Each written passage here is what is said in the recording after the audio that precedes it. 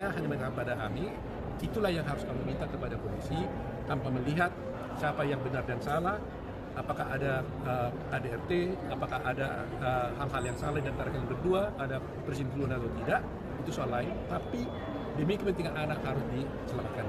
Artinya ada kemungkinan minta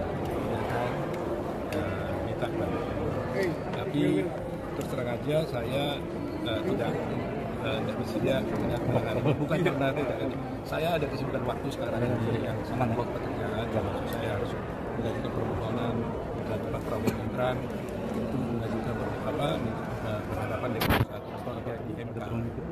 Jadi sebagai lawyer, kalau saya menangani perkara kan harus konsisten dan harus memberikan alokasi waktu yang cukup. Ya, jangan sampai saya terima kasus tapi saya nggak bisa laksanakan tugas saya dengan baik.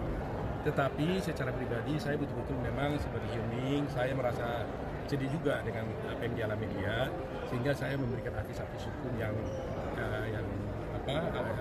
menurut saya baik buat dia. Saya katakan yang bisa saya sampaikan tidak mengenai soal perselingkuhan, tidak mengenai soal hubungan dia dengan suaminya, tapi yang paling urgent buat saya adalah bahwa laporan dia ke polisi, tuntutannya kepada pihak yang berwajib itu yang harus dioptimalkan. Karena begini, seorang anak itu berhak mendapatkan ASI eksklusif ya. ASI eksklusif maksudnya itu ASI yang aslinya, tidak buatan gitu. Dan seorang ibu wajib juga memberikan ASI kepada anaknya selama minimal 6 bulan sejak dia lahir. Ya kan? Jadi barang siapa yang menghalang-halangi dapat diberikannya ASI. Jadi kalau maunya ibunya mau memberikan ASI dihalang-halangi oleh siapapun, itu perbuatan pidana, bisa dihukum 1 tahun penjara. Jadi sebenarnya pihak kepolisian atau kami juga bisa pergi ke kedutaan Korea atau ke pemerintah Singapura, itu harus meminta gitu.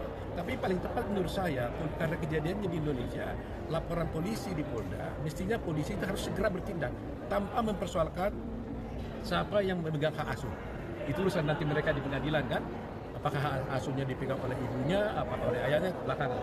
Tapi ada kepentingan yang sangat penting bagi kita melihat bahwa anak ini harus diselamatkan.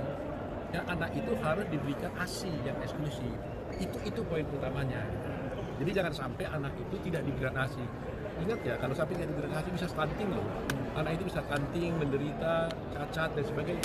Nah, jadi sebenarnya polisi tanpa mikir panjang pun harus segera mengambil anak itu disusui sama dia.